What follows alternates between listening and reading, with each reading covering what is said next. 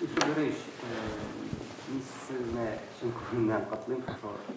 Vazifaya bilgilenmemiz bilen birincisi bana sizden yüzünüzge nendiydi nersene siz en ehemmiyetli deyip sanıyorsunuz nendi planlar bilen bildiğiniz gibiydik. Her bir kişinin durmuşunda en ehemmiyetli әйбер булып тора инде ул беренчедән сәламәтлек. Мен менә иң мөһиме мәгариф системасының сәламәт булуын телим. Әгәр дә мәгариф системасына нинди булса ширләр килеп керә икән, пандемия ишкә килеп керә икән, ул вакытта аның киләчәге әлбәттә какшаячак. Шуңа күрә мин теге әйтим инде башка мәгънәдә әйтәм. Шуңа мәгариф системасы ул нык булырга тиеш, чиста булырга тиеш. Сәламәт булырга тиеш һәм менә шушы ныклы, чиста, сәламәт мәгариф системасында гына яшьләрне тәрбияләргә укытучыларның бөтен һөнәри осталыкларын ачык салырлы шартлар тудырып, алга таба үзебезне күрсәтергә, гомумән үсергә була дип әйтәм инде. Үсү ул яшьләрнең тормышта үз юлларын табу. Хәзерге вакытта мәгариф системасында проблемалар җитәрлек. Әлбәттә, әгәр дә проблемалар бездә юк һәм барысы да яхшы дип әйтсәк, ул вакытта гомумән моңа беркем дә ышанмас иде һәм бу бик шундый әйтергә кирәк инде мәгънәсез җавап булыр иде. Иң беренче чиратта хәзерге вакытта безнең төп мәсьәләләрнең берсе булып тора, ул белем сыйфатын күтәрү, аны яхшырту. Безнең системада укыган һәр бала үзенең урынын тормышта табарлык итеп аны тәрбияләү. Әлбәттә, иң төп максатлар шул. Бу максатларны тормышка ашыру өчен эш юнәлештә иң кимендә без эшне алып барырга тиеш. Әгәр дә аның беренчесе булса эштәлек, димәк, эштәлек булырга тиеш. Эштәлек булсын өчен инфраструктура салырга тиешбез, булдырырга тиешбез. Димәк, яхшы сыйфатлы шартлар тудыру һәм әлбәттә кадрлар мәсьәләсе. Һөнәри осталыкка ия булган, үз эшләрен яраткан, шын мәгънәсендә балаларны тәрбиягә әзер булган һәм менә беренче сыйныфтан алып 11нче сыйныфка кадәр баланы үз әйтегендә кулашына алып, аны тәрбияләп чыгарам һәм әлбәттә бу мин тәрбияләгән җимеш дип әйтерлек, менә шундый шын мәгънәсендә үз хезмәтен яраткан, билемле, тәрбияле, безнең шартларда яшәгән, безнең шартларда туган, үскән һәм менә безнең milli аң белән сугарылган. Мин әйтәм, milli аң дип ул татарлар гына түгел, башка рус милләтеннән дә, башка милләтләрдән дә сугарылган һәм менә үзебезнең Россия, Татарстан төбәкләрендәге барлык үз кыйммәтләрне үз иченә алып, шуның белән сугарылган кешеләр эшләргә тиеш. Менә эш юнәлеше әйткәнемчә, эштәлек, инфраструктура һәм инде әлбәттә кадрлар.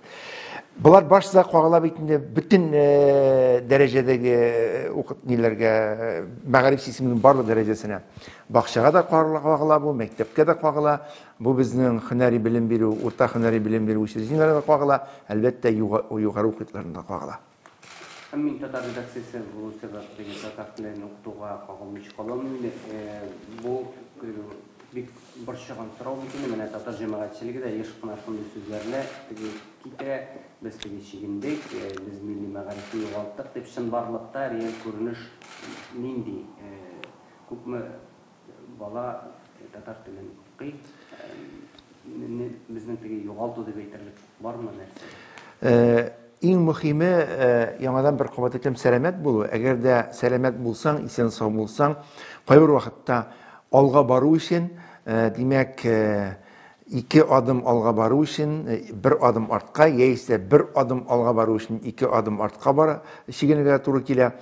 Дөнья бит бу. Менә кем көткән менә бүгенге вакытта менә шушылай бер-бер белән очраша алмыйча, читтән генә очрашып, Zoom аша очрашып, совещаниеләр, киңәшмәләр үткәрәбез дип, аннан соң кем уйлаган, менә шушындый дөньяда бәла килеп чыгыр да, шушы бәла бөтен җирдәге, җир планетасын шулгап алып, халыкларны менә шушындый дәрәҗәгә җиткерер дип. Шуңа күрә мин уйлыйм, татар дөньясында татар телен һәм әдәбиятын укыту юнәлешендә, аннан соң фәннәрне татар телендә укыту юнәлешендә, әлбәттә 90нчы еллар белән чагыштырганда, шушы күчеш чорлары, әйтик инде, зур өметләр баглап, үсеш чорлары белән чагыштырганда, бәлки бүген нинде бу ничектер әйтергә кирәк инде бер сүлпәнлек сизелә торгандыр. Ул сүлпәнлекне бит инде ул бездән генә тормый. Сүлпәнлек тора беренчедән дөньяда барган сәясәттән, ул телләргә булган караштан, аннан соң безнең илдә булган сәясәттән, аннан соң тора үзебезнең халыкның телгә мөнәсәбәтеннән, татар теленә булган мөнәсәбәтеннән, татар телендә белем алу мөнәсәбәтеннән тора. Менә бик күп факторларны исәпкә алсак, әлбәттә без теге фалак тотып алга барабыз, барысы да яхшы дип әйтеп булмый менә бүгенге көндә. Проблемалар җитәрлек, ләкин шуңа карамастан, менә иң мөһим мәсьәлә ул безнең үзебезнең телебезне белү, аны өйрәтү. Әлбәттә, менә соңгы еллар белән чагыштырганда, менә шушы 3 ел эчендә генә 2017 елда дөньялар үзгәреп киткәннән соң, безнең татар телен сайлап алучыларның саны 65,5%-ка төшеп калды. Ул безнең 70%-ка якын булды инде 17 елларда, менә киме бар, әзрәк кимедә. Аннан соң рус теле безнең 30%-на артып китте. Бу мәсьәләләргә килгәндә, башка фәннәргә дә, башка телләргә дә кагыла бу. Әйтәсем килә, менә шушы тел проблемалары, ул тел бик катлаулы һәм шушы катлаулы проблема шишу өстендә без барыбыз бергә эшләргә тиешбез. Моның өчен нинди шартлар кирәк? Иң беренче, татар теле һәм әдәбиятын сайлап алу. Моны сайлап алу өчен ата-аналарның теләге кирәк. Закон нигезендә 11-14 маддәләргә нигезләнеп, белгәнегезчә, мәгариф турындагы законның шушы маддәләренә үзгәрешләр кертелде 2018 елда. Һәм менә шушы маддәләргә нигезләнеп, безнең хәзер телләрне әтиәниләр, балык булмаган балалар өчен әтиәниләр үзләре сайлап гариза язалар. Мәктәпкә кергәндә, 1нче сыйныфка булга барганда, 5нче сыйныфка күчкәндә, аннан соң менә 9дан соң әйтергә кирәк, 10га барганда, менә шушыларны исәпкә алып эшләсәк, бүгенге көндә әйтсәк, әлбәттә әтиәнинең үз аңы булырга тиеш. Баланың теләге булырга тиеш. Менә элек без 6 сәгать укыттык татар телен. 90-нчы еллардан башлап 2017 елга хәтле 5 сәгать, 6 сәгать, 4 сәгать югары классларда телне белүчеләрнең саны моңа карап аңа булган мөнәсәбәт әллә ни артмады һәм әллә ни мактанлык нәтиҗәләргә без ирешмәдек. Чөнки без әйтә алмыйбыз, менә татарларның чын мәгънәсендә барысы татарча белә дип, русларның күбесе татарчага өйрәнде дип әйтә алмыйбыз. Моны ачыктан-ачык әйтергә кирәк. Шуңа күрә хәзерге вакытта без башка милләтнең мәнфәгатен, әлбәттә без бөтен халыкның мәнфәгатен исәпкә алып эшләргә тиешбез. Чөнки biz дәүләт структурасында эшләүче кешеләр. Мәгариф системасы шуны үтәргә тиеш. Шуңа карамастан без татар телен башка милләтләр дә яхшы белсен дип, үзебезнең милләтебезнең, үзебезнең халкыбызның, үзебезнең ана телебезгә булган мөнәсәбәтен яхшыртып, аны үстереп, аңа булган мөнәсәбәтен үзгәртеп, чын мәгънәсендә югары дәрәҗәгә җиткерә алмадык. Моны чын мәгънәсендә әйтергә кирәк шулай дип. Менә хәзерге этапта шәһәрдә яшәүче татарлар, авылда яшәгән татарлар, әйтергә кирәк, үзебезнең халкыбыз, катнаш гаиләдә булган татар балалары сайлап алу мөмкинлеге булган чиракта, шундый хәзер шулай бит инде, татар телен сайлап алсыннар иде. Моның өчен әтиәнинең эшләве кирәк. Моның өчен укытучының эшләве кирәк. Моның өчен укытучы белән әтиәнинең бергә телгә булган мөнәсәбәтен үзгәртүе кирәк. Менә минем әйтәсем килә, бу юнәлештә эшлисе эшләр бик күп. Һәм шуңа күрә мәгариф системасының әйткәнемчә менә бу эчтерек дип әйтсәк, аның өчен дәреслекләр кирәк. Дәреслектәрдән дә күп нәрсә юк бездә хәзер. Безнең 89 дәреслек татар теле һәм әдәбият дәреслеге федераль реестрга кертелгән. 79 дәреслек хәзерге вакытта татар теленә күчерелгән. Бу әйтергә кирәк инде, татар телендә белем алучы, башка предмет татар телендә белем алучы мәктәпләр өчен дәреслекләр эшләнелгән дип әйтәсем килә минем. Һәм шуңа күрә менә бу юнәлештә иң мөһиме, гел теге дәреслекләр авыр, методика начар, технология авыр дип кенә үзебезнең эшләмәгән әйберебезне аңа сылтап утыру дөрес дип әйтәсем килми. Дөрес түгел ул. Укытучы теләге булса, укытучы эшли икән, дәреслек булганга өстәмә бер ярдәмлек кенә, ярдәм итүче генә. Менә бу юнәлештә эшләр җитәрлек. Siz derslikler temasını ayttınız. Ratno yazıp degan Rusça şu hatta motor derslikler çıkan okuşu bana güzel sayıda bağlarlar. Tatarşa'da şunday derslikler var mı son bizim okuşa kızıqıp tatar tilini sayıda bağlarlar? Оқучы кызыгып татар телен сайлап алыр дәреслекләр бар. Менә хәзерге вакытта безнең сәлам дәреслеге эшләп килә. Шушы коммуникатив технологиягә нигезләнеп эшләнгән дәреслек бу. Аның буенча без эшлибез. Бу безнең күбрәк рус телендә сөйләүче балалар өчен һәм монда инде рус баласы дип әйтәбез, татар баласымы, татарчаны авыррак белгән балалар өчен эшләнгән дәреслек бу. Аннан соң безнең Хайдарова, Розаким дәреслекләре бар. Аннан соң яңа Нигъматуллина дәреслекләре бар. Аннан соң яңадан безнең гомумән күп дәреслекләр бар. Алар буенча безнең хәзерге вакытта балаларны укыталар, тәрбиялиләр. Ә менә өстәмә рәвештә заманча дәреслекләрне эшләү өстендә Фәннәр академиясе белән безнең Тел һәм әдәбият институты вәкилләре, аның галимнәре беренчедән алып 4нче сыйныфлар өчен дәреслек эшләделәр. Укытучылар белән бергәлек, әлбәттә бергә инде, берлектә. Һәм ул дәреслекләр инде бүген чыкты. Хәзер аның югары сыйныфлар өчен 5нче сыйныфтан 9га эшләү дәвам итә. Шулай ук сәлам буенча да дәреслекләр эшләү өстендә без дәресләр бастыру өчендә эшне алып барабыз.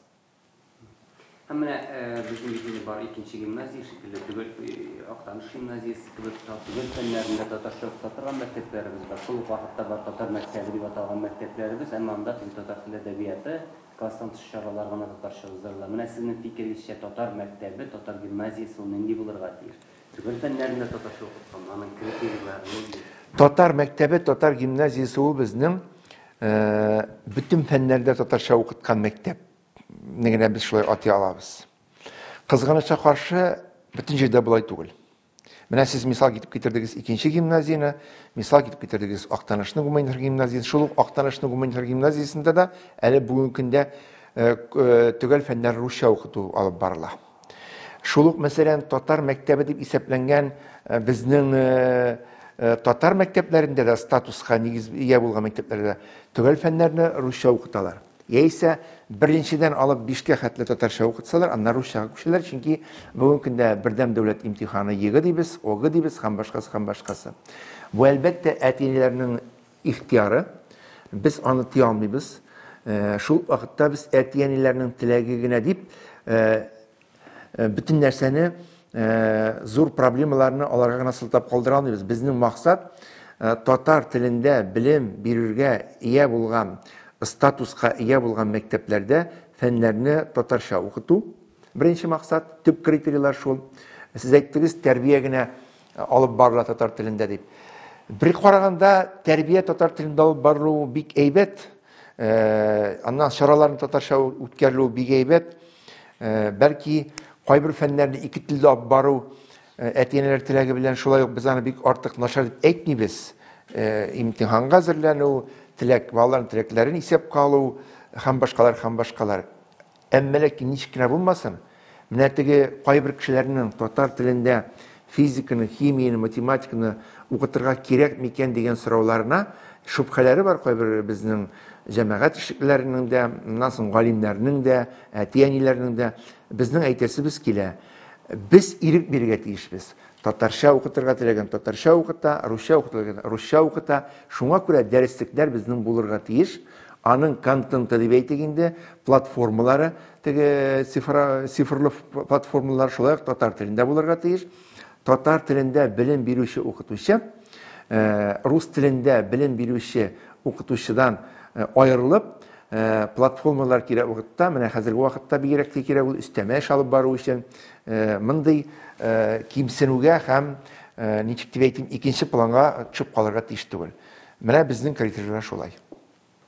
Һәм менә полингвал мәктәпләр безнең ачылды бит инде. Аларга кадрларны җитәме, 3 телне белгән, шундый аларны югары дәрәҗәдә тотарлык безнең студентларыбыз яки кадрлар җитәрлекме?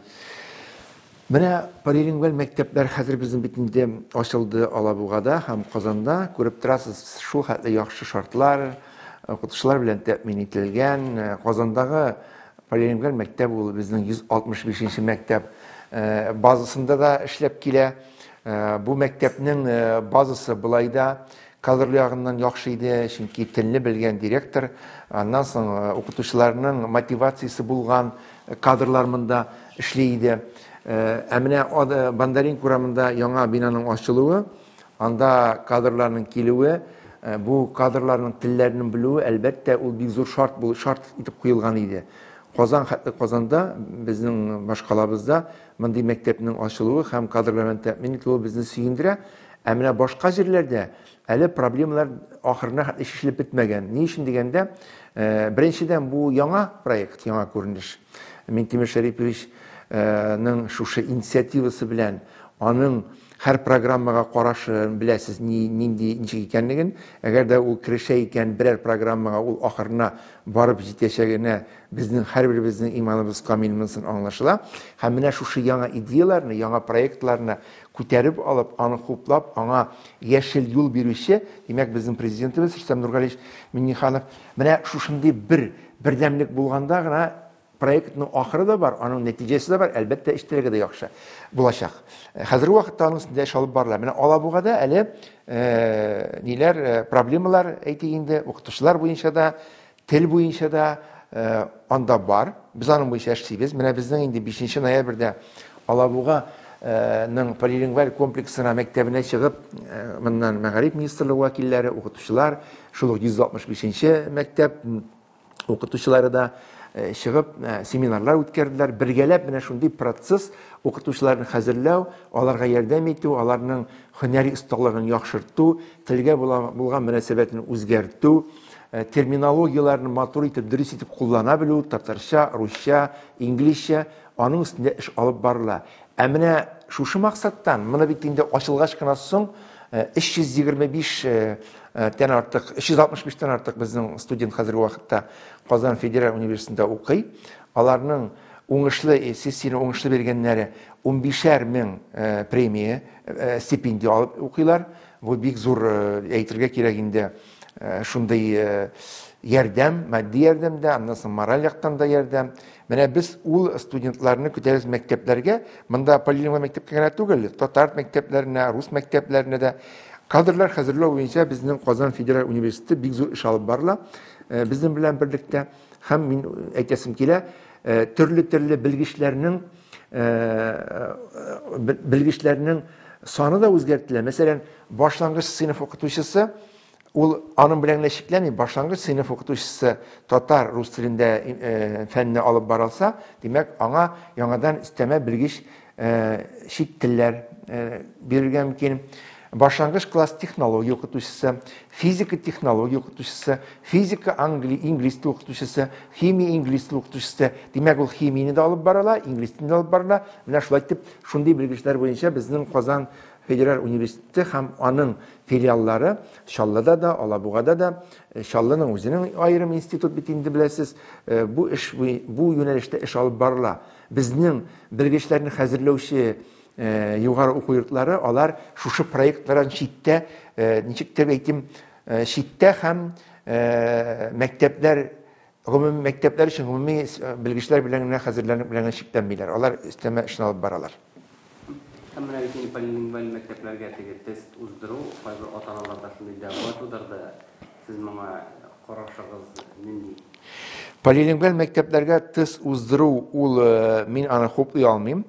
Мин аңлатып әйтәсем килә, тест уздырырга мөмкин полилингваль мәктәпләрдә бала мәктәпкә кергәннән соң гына. Закон нигезендә безнең беренче сыйныфларга гомумән имтихан бирү, яисә әңгәмә үткәрү, яисә яңадан тестлар формасында эшләү катгый рәвештә тыелган. Без табыз контрольдә, менә безнең тикшерү органнары да бар, безнең надзор, аннан соң прокуратура да карап тора.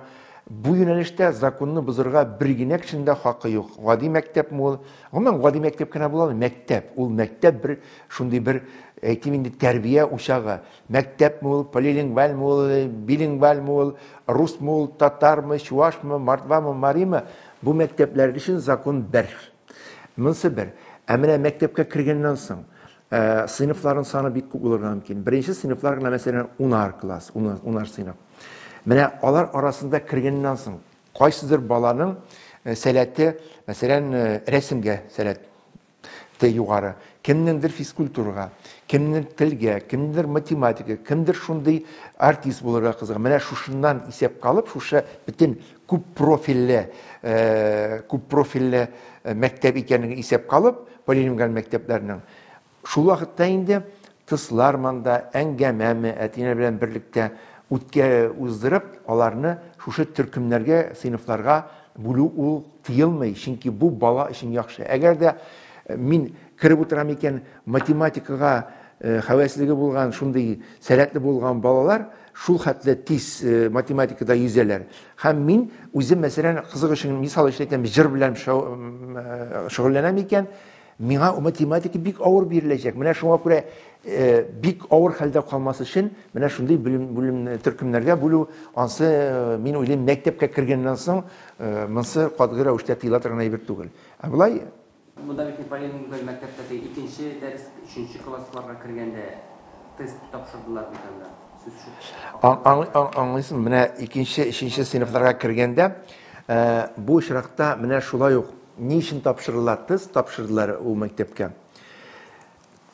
Татарчаның белү дәрәҗәсен тикшерү өчен. Чөнки әгәр дә бала менә яхшылап сөйләшә алмый икән, яхшы сөйләшүче бала белән катнаш гаиләдә, яисә татар гаиләләрендә бар, татарчаны аңламаган, ләкин теләге булган баланы бергә утыртып, ул дөрес түгел. Чөнки яхшы белгән бала ул яхшы белә. Татарча укытучы урталыкны сайлап ала да, яхшы белгән балага татар теле дәресе кызык түгел, аннан соң ул утырачак, мин моны күптән беләм инде. Теге балага өйрәнергә кирәк. Шуңа күрә менә шушы нисбәттән эшләнгән әйберләр ул. Башка мәктәптән килгәнгә дә тест тапшырылырга мөмкин. Әйеме, икенче, өченче дәрес. Менә шуңа күрә әйтәм, башка мәктәптән килгән бит алар бит карарга кирәк. Бу монда законны бозу юк. Ләкин әгәр дә шул микрорайоннан тире икән, син теге татарчаны белмисең, монда син укырга тиеш түгел дигән сүзләр гомумән булырга тиеш түгел, гомумән була алмый. Бездә андый әйбер юк. Шуңа күрә бала телеге бар икән, аны без кабул итәргә тиешбез. Телне белергә ынтылып килә бит ул. Аңа кызыгып килә бит ул. Без ничек син белмисең, бар, кирәк түгел дип әҗибәргә, әйтергә хакыбыз юк. Ул вакытта без үзебезнең миссиябезне, бурычыбызны, үзебезнең укытучыга ия булган сыйфатларыбызны югалтып, бөтенләй баланың тормышында бер кара пәйда булып калачакбыз. Ул дөрес түгел. Һәм менә татар телендә югары белем турында күп сөйләр икән, милли университет дигән проект та бар, әле күптән түгел менә дәүләт думасы депутаты Фатих Сибгатуллин Арча училищесын милли университет итеп үзгәртеп дигән тәрбия итте. Менә сез ничек булыйсыз, татар телендә югары белем һәм менә шушы милли университет проекты булырга мөмкинме? Аңлыйсызмы, безнең бит 2018 елда президентыбыз йөкләмәсе буенча Казан федераль университеты каршында Габдулла Тукай исемендәге тел һәм әйтергә кирәк инде тел һәм әдәбият Габдулла Тукай исемендәге институт ачылды. Һәм анда безнең фәннәрне татарча укыту буенча кадрлар хәзерләү башланды. Димәк, бу бит инде менә мин әйтәм, полилингваль мәктәпләрдә эшләү өчен татар төркемнәре бар, татарча укыталар. Укытучыларын сайлап алып, алар айрым төркемнәр төзелде һәм анда безнең укытучыларны татар телендә дәрес бирерлек итеп әзерләп чыгаралар. Әлбәттә, әгәр дә яңадан федераль университетына түгел, яңадан өстәмә менә Арча педагог киллиятендә булып, аны зурайтып, яңадан да милли кадрлар, гел милли мөхит кенә булса, ул яхшы булыр. Әмма ләкин менә бүгенге шартларда без аны менә бүген булмаса, иртәгә була дип кенә әйтә алмыйбыз. Безнең Казан, безнең Арча педагог киллияте ул булай да милли кадрларны хәзерләй. Ул булай да татар мәктәпләре өчен җыр, аннан соң физкультура, башлангыч сыйныф укытучыларын, аннан соң инде башка предметларны да бик яхшы итеп биреп чыгара һәм аның Арча педагог киллиятендә укыган, белем алган яшь укытучыларны безнең республикабызда түгел, башка регионнарында нинди генә мәктәбенә барсыннар, аларны рәхәтләнеп уң кул белән эшкә алалар. Шунсы безне сөендерә, чөнки алар милли кадрлар. Монсы бер, икенчесе педагог училищеларда, хәзер әйтәбез, киллиятләрдә белем алган укытучыларның сыйфаты без менә әйтергә кирәк, башка уку йортларына караганда технология буенча, методика буенча, аннан соң менә шу уен коралларында уйнау буенча, сәнгать буенча, технологиялар буенча, дәресләр алып бару буенча тагын да югарырак. Чөнки аларның һәрберсен индивидуаль, шәхси рәвештә өйрәтеп, бик күп нәрсәгә өйрәтеп чыгаралар. Мин теге бер кемнең адресына да таш атасым килми. Без үзебез дә без, мәсәлән, шәхсән үзем мин педколледж бетергән кеше түгел. Шуңа күрә педколледж бетермәгәнлегем белән мин күп нәрсәне югалтып дип хәзерге көнгә хәтта әйтә алам. Чөнки аларга безнең мөнәсәбәтебез һәм игътибарыбыз бик зур. Менә сез үзегез дә мәктәптә укыткан укытучы бит инде. Хәзер укытучылар соңгы елларда менә кәгазь эше артты, отчетлар артты, бик күпчелек сайын отчет тапшырасы, бала белән эшләргә мөмкинлек тапалмый, бюрократия артты дип әйтәләр. Менә бу кайчан да булса моны системалаштыру, киметү, электронга күчерү, гомумән менә шушы бюрократияны киметү мөмкинме? Аңлыйсызмы, менә бюрократияны киметү өчен бит ул гомумән дөньяда, җәмгыятьтә, безнең илдә мәгариф системасында түгел, бөтен җирдә булырга тиеш. Хәзерге вакытта мәгариф системасы белән әйтергә кирәк, бөтен кеше кызыксына. Беренчедән бу сөендерә, чөнки нинди генә даирәгә барма, нинди кем белән генә сөйләшмә, кайсы гына очрашуларда кешеләр белән очрашма, һәрберсенең телендә, авызында мәгариф системасы. Чөнки һәрберсенең баласы, оногының баласы, баласының оныгы дип әйтим инде гади генә әйтеп әйткәндә, укый һәм әти, әни, әби, бабай бөтен кеше белә. Бөтен кеше өйрәтергә тырыша, бөтен кеше киңәш бирә. Без әлбәттә моңа күнгән. Без моны кабул итәбез. Чөнки без шундый ачык система. Без һәрбер яхшы биргән киңәшне сеңдереп, аның белән эшләргә өйрәнгән халык. Әмма ләкин кайчан киңәшне артык бирәләр һәм өйрәтә башлыйлар. Белсә дә, белмәсә дә, аңласа да, аңламаса да, аннан соң бик күп әйбергә комачау итә башлыйлар. Ул инде безнең бюрократия дип әйтәсезме, менә бу яктан да, теге яктан да укытучыга зыян итә. Укытучыга ирек бирергә кирәк. Укытучы ул эшләргә тиеш һәм аңа нәтиҗәсе буенча түләп, нәтиҗәсен сорый белергә кирәк. Менә без шуның белән шөгыльләнәбез бүгенге көндә. Укытучы әлбәттә ул категориялар ала. Беренче категория, югары категория, аның эше җитәрлек. Ул бит үзенең предметын гына укытып, өенә кайтып китми. Элеккеге шикелле әйтергә кирәк, элеккеге шикелле түгел, электә бар иде ул, хәзер дә бар. Кайбер кешеләрнең фикерләре шулай, укытучылар җәйве ял итәләр дип. Хәзер җәйве ял итү юк. Укытучы җәйве ял итсен өчен ул кыш буе, кышында, көзендә, язында, көнендә, төнендә укый, эшли һәм уйлый. Аның башында мәктәп системасы бер кашында китми.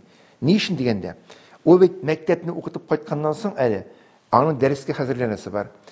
Дәфтәр тикшерәсе бар. Әти-әниләрнең һәрбер баланы карарга кирәк, очрашырга кирәк, гаилә белән танышырга кирәк, гаиләнең хәлен, аның халәтен аңларга кирәк. Берәр нинди проблема чыкса, тотынабыз иң беренче укытучыны гаепләргә. Укытучыны гаепләгәнче башта сорарга кирәк. Кем гаепле соң монда? Бәлки мин үзем гаеплендер, әти-әни буларак.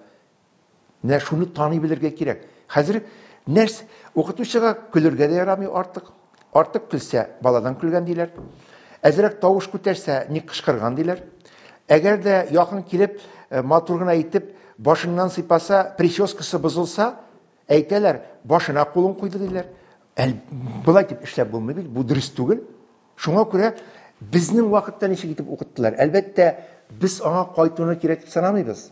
Дөньялар үзгәрә, безнең вакытта телефонда юк иде, берәйбердә юк иде, WhatsApp'та юк, бер нәрсә юк иде. Безнең вакытта, менә мин үзем укытучы буларак, күрше авылга кич белән 3 километр клубка менәдер мин. Балаларның сыйныф җитәкчесе буларак карарга. Клубка чыгалар микән булар, чыкмыйлар микән? Хәзер бит менә шулай дип чыгучылар, йөрүчеләр дә бәлки сирәгәйгәндер. Дөнья үзгәрде. Хәзер бит телефондан ачырып алып, җибәргә мөмкиннәр. Менә сезнең укучыларыгыз клубта утыралар беренче рәттә, яисә дискотекада, бу вакытталар өйдә булырга тиеш дип.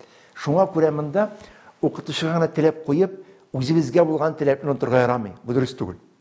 Ә менә бюрократия килгәндә, отчетлар дип әйтәсез бит инде. Аны без беләбез. Менә отчетлар саны кимесен өчен укытучыга ирек бирергә кирәк беренчедән. Икенчедән, Башка жерден бүтін әйберне мәктепкә кушырга кирәк түгел. Чөнки мәктептән башка структуралар да бар. Мәктепнең үзенең миссиясе бар. Тәрбия бирү, укыту, билим бирү, кешеләрне тәрбияләү. Ләкин мәктәп ул аерым үзе бер монда бик катлаулы бер процесс. Ләкин мәктәп бит җәмгыятьтән аермалы буларак, миңа бу әйберне кушмагыз, бу минем эшем түгел, дип кенә утыра алмый. Безнең бар төрле проектлар, безнең бар төрле чаралар. Ул чараларда катнашу да кирәк. Ләкин бер бар, дип әйтим инде, бер әйбер бар. Понятие дип әйтик инде, шундый сүз шама дигән нәрсә булырга тиеш. Шама дигән әйбердән чыга башласаң, әлбәттә укытучыга стресс башлана, агрессия башлана, балада башлана, ул балада чагыла, әтиянинең стрессы, агрессиясы балада чагыла.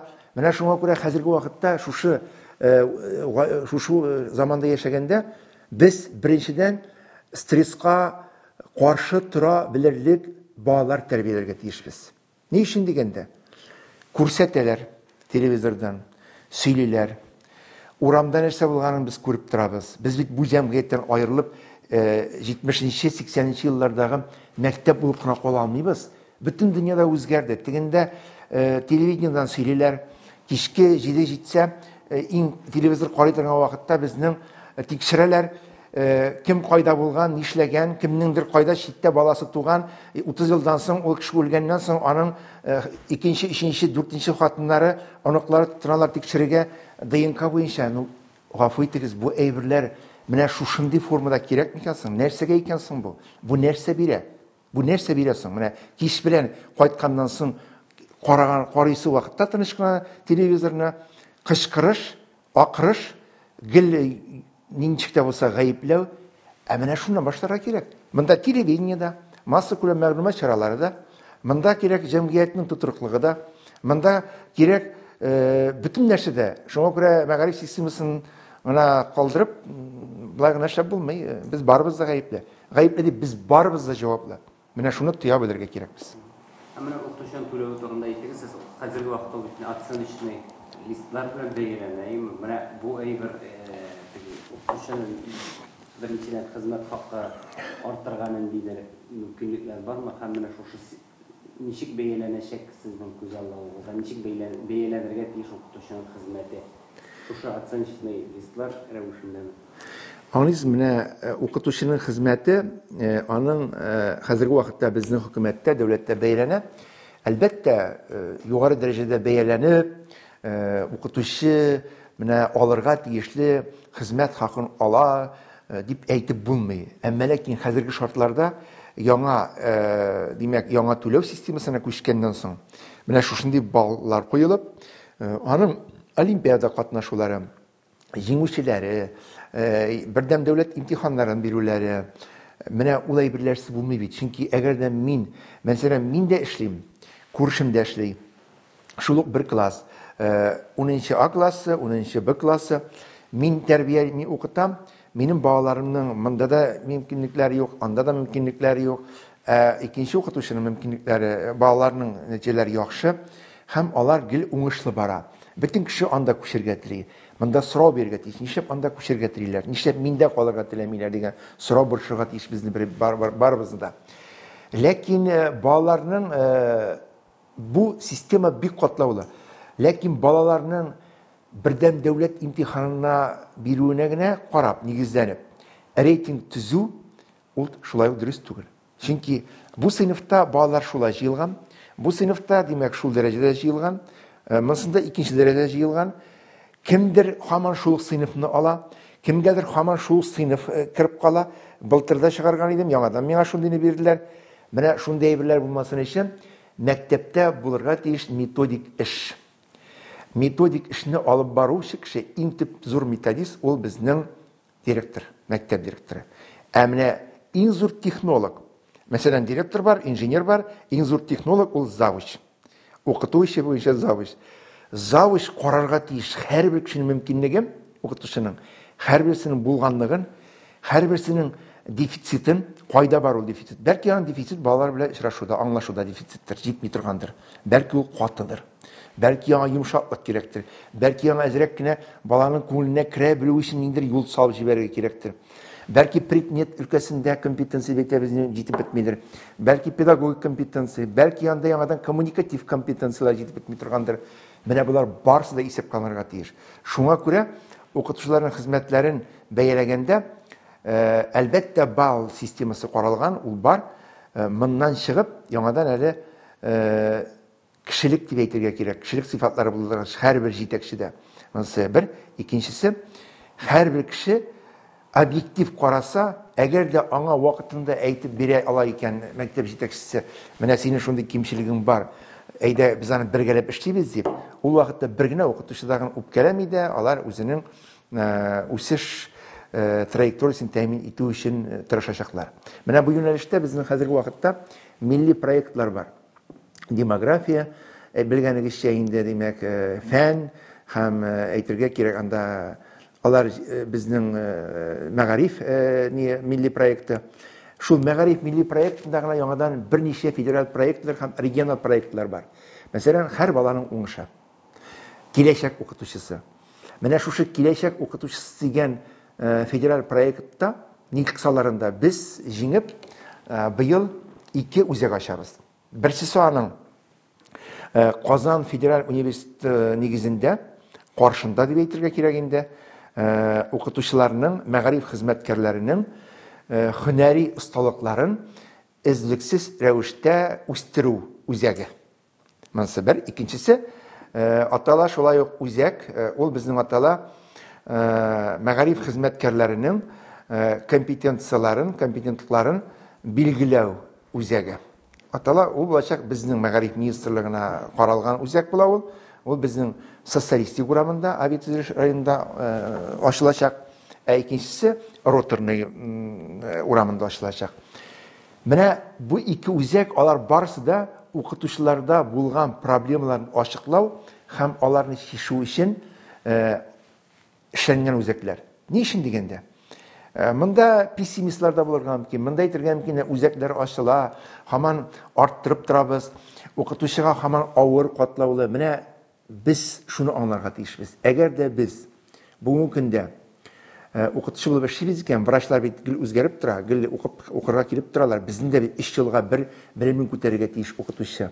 Әгәр дә элек укыган буенча гына укытабыз икән, без балалардан артта калачакбыз. Балалар безне узып китәчәкләр һәм аларга кызык булмаячак.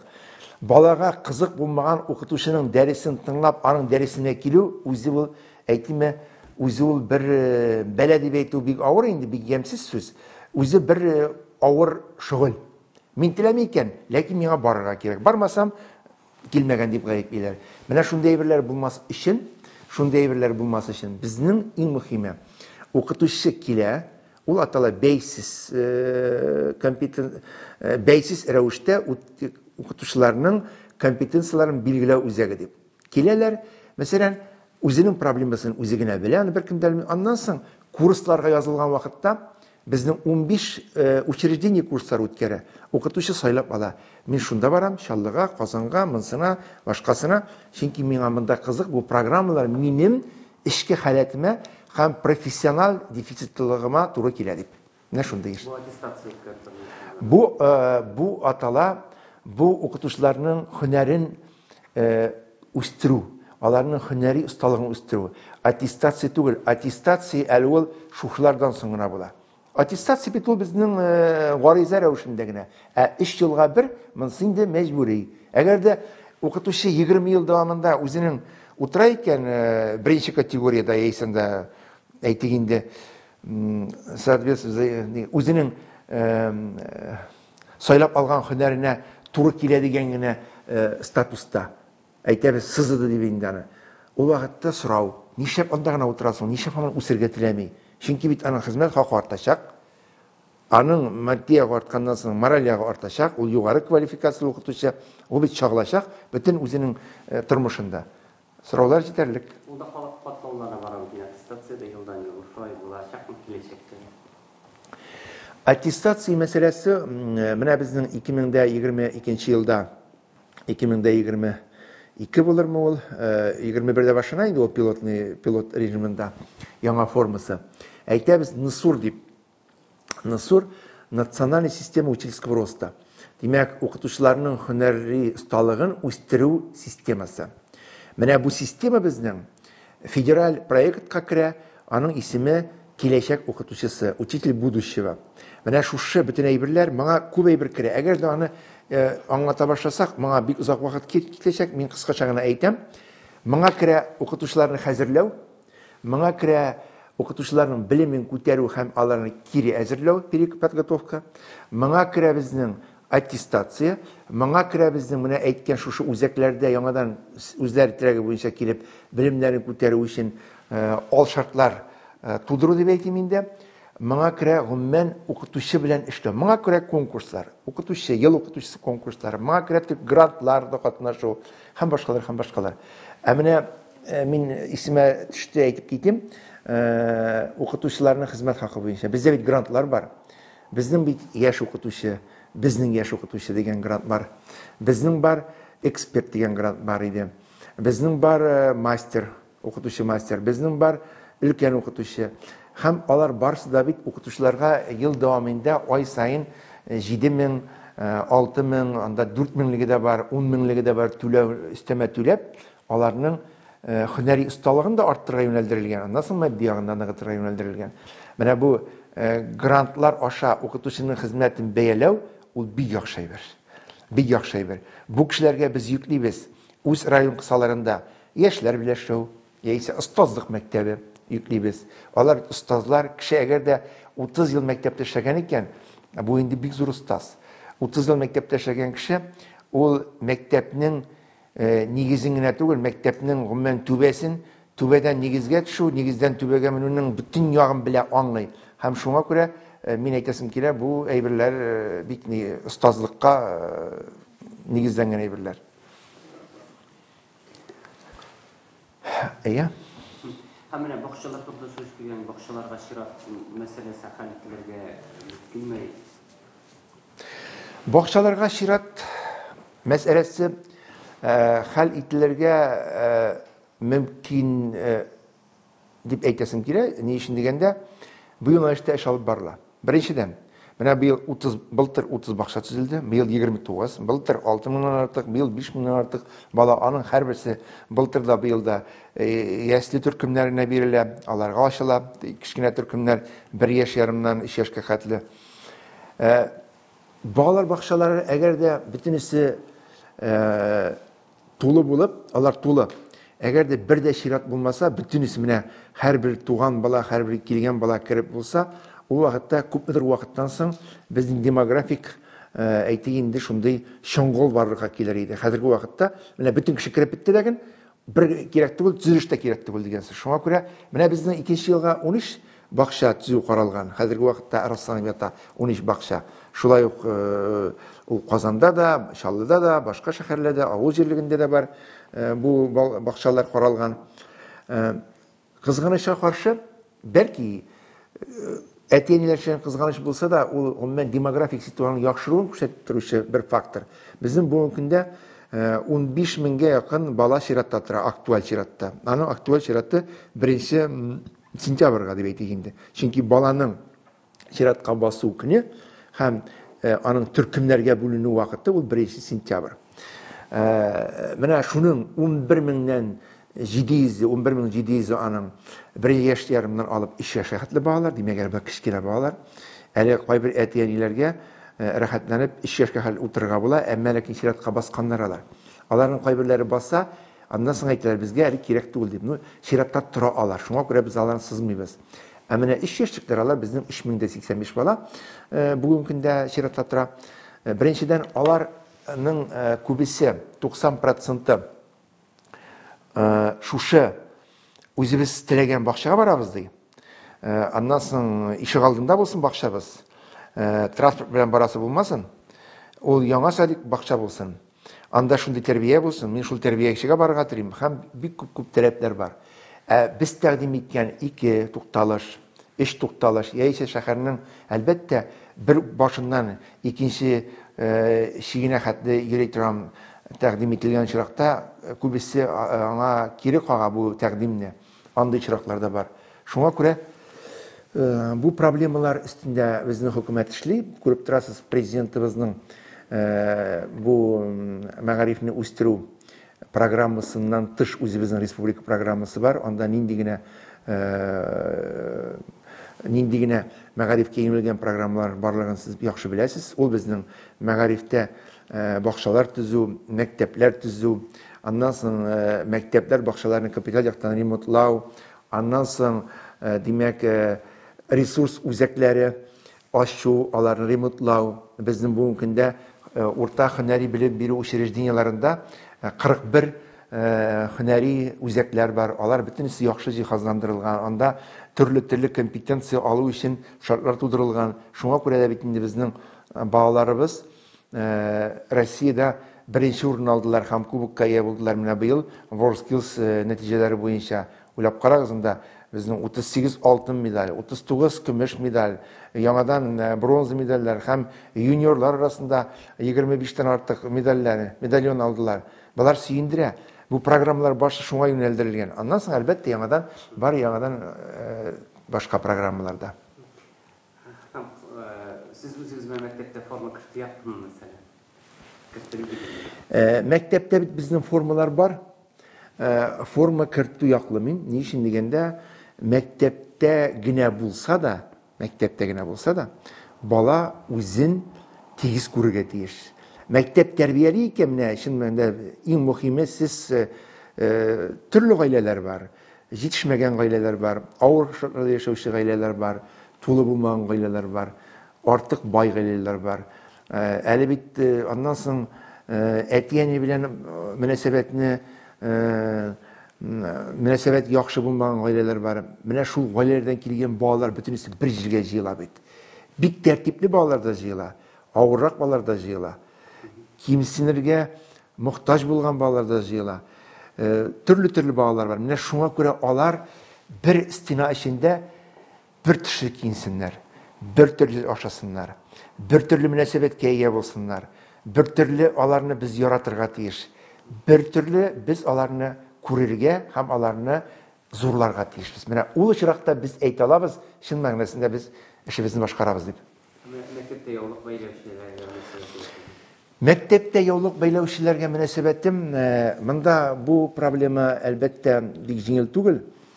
Әгәр дә инде мәктәптә яулык бәйли икән, әле бит яулык бәйләү генә ничек тә булса баланы айырып тора һәм яулык бәйләгән балага без шәхес итеп карарга тиешбез. Менә ник яулык бәйләгән, ник мондый яулык бәйләдең, ник тегенди яулык бәйләдең дип әйтү дөрес түгел. Шуңа күрә бәлки без шундый сәясәт алып барырга, шундый аңлату эшләр алып барырга тиешбездер.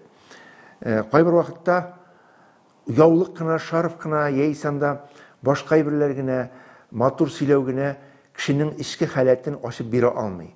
Әмма яулык дип кенә аңа бәйләнеп, балаларны кимсетү һәм аларны айыру, проблема тудыру әлбәттә бу шулай дөрес түгел. Шуңа күрә без толерант дип әйтәсем килми, мин ул сүзне гомумән яратмыйм. Без толерант битендә ул түземлек дигән сүз. Түзү, чыдау. Без гомер буе чыдамадык та, түзмәдек тә, без бергә яшәдек. Менә русы да, татары да, чуашы да, яулыклысы да, яулыксызы да, бер төрле карашы булган атеисты да, менә шуңа күрә без бергә яшәргә тиешбез. Менә бергә яшәү өчен әлбәттә мәктәп инде ул тәрбия учагы, мәктәптә физкультура дәресендә шулай ук таләпләр куелган, анда үтәргә тиешбез без. Теге бик артык эшкә дә кирип китәргә ярамый. Һәм әгәр дә баланың күңелендә шул әйбер яткан икән, аны шулай ук сындырып, бөтенләй проблема тудырып, алай шулай ук ярамый дип уйлыйм. Мәсәлән, бер әйбер килгәндә менә сез ничек уйлыйсыз, менә бүгенге шартларда татар телен ничек сакларга була, сез ничек уйлыйсыз, менә шәһәрдә күпчелек халык шәһәрдә яши, һәм бөтен җирләр рус теле булганда татар телен саклап калырга мөмкинме? Татар телен саклап калу өчен аны яратырга һәм аңа бик яхшы итеп мөнәсәбәт урнаштырырга кирәк. Ничек урнаша ул? Беренчедән, татарча сөйләшергә куркырга кирәк түгел, оялырга кирәк түгел. Русча ялгыш сөйләбезмебездән да окончание дөрес түгелме, суффикслар төшеп каламы, башка әйберләрме? Менә аннан куркырга түгел. Татар бер кайчан да башка милләт булмый. Син үз милләтеңне югалтып, үзеңнең теленнән дучар булып, башка кемгә дә булса ярарга тырышып, аннан соң кемнең дә булса, димәк, бер калыпка кирип, шул җырны җырлауына дөрес түгел. Шуңа күрә минем әйтәсем килә, ничек сакларга була? Беренчедән, гаилә. Мәктәпкә генә калдырмагыз зинһар өчен. Мәктәпкә генә сылтап калдырыгыз түгел. Менә безнең балалар чын татарча сөйләшәләр. Алар шулай ук шәһәрдә туган балалар. Татарчасын да беләләр, русчасын да беләләр, инглизчәсен дә беләләр. Дип әйтәсем килә минем. Мисал өчен генә әйтәм. Бу бернинди теге артык сөйләү түгел. Гаиләдә татарча сөйләмәсәләр, аннан соң сөйләүдән ялып йөрсәләр, татарча тапшырулар карамасалар, татарча газет журналны укымасалар, яисә татарча масса күләм мәгълүматлар интернет аша шуны укып бармасалар, кызыксынмасалар, язучыларыбызны белмәсәләр, җырчыларыбызны белмәсәләр, художниклар, рәссамчыларыбызны аңламасалар, аларның ким икәнен белмәсәләр, һаман шул гомумән бер якка гына кирип китсәләр, кыйбласын югалтсалар, ул вакытта әлбәттә телебез югала. Менә телне югалтмасын өчен һәр татар кешесе үзенең кыйбласын сакларга тиеш. Аның кыйбласы ана теле белән кергән ана теле, татар теле. Чуашларга чуаш теле, мариларга мари теле, үзбәкләргә үзбәк теле. Шуңа күрә иң мөһиме хәзерге вакытта менә шушы әйберне үзгәртергә кирәк иде. Чөнки менә мин шаккатып карап торам кайбер вакытта. Үзләре сөйләп йөриләр, татарча кирәк, татарча укытырга кирәк, татарча белергә кирәк. Кайберләрнең балалары да белми, аныклары да белми. Аннан соң әйтәләр, менә мәктәпкә барганда белгән иде, бакчада онытты дип. Менә эшләмәс өчен, белмәс өчен һәм үзеңнең булмашаларыңны, яисә үзеңнең җибәргән ялгышыңны сылтап калдыру өчен хәзер бар бакча, хәзер бар мәктәп. Яхшы, бакчаны бетерә, мәктәпне бетерә, югары уку йортын бетерә, тормышта кемне гаепләргә була?